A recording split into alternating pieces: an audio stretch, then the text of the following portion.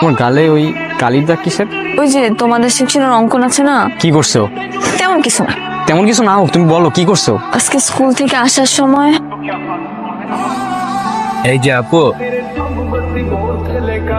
রাগ করে না তো, বাসায় গিয়ে মুখ ধুলে চলে যাবে। এখন আমি যাই। আচ্ছা তুমি সাবধানে যেও, আর কোনো ঝামেলা হলে আমার জানাও, ঠিক আছে? আচ্ছা চল। কই অঙ্কন রে মারতে। কেন ও আবার কি করছে? ও রুহির গায়ে কলম দিয়ে দাগ দিছে। মানে ওর এত বড় সাহস করতে গা? চল, পরে না মারতে পারলে এখন আমার শান্ত হবে না ভাই। অঙ্কন দাঁড়া, কিসে?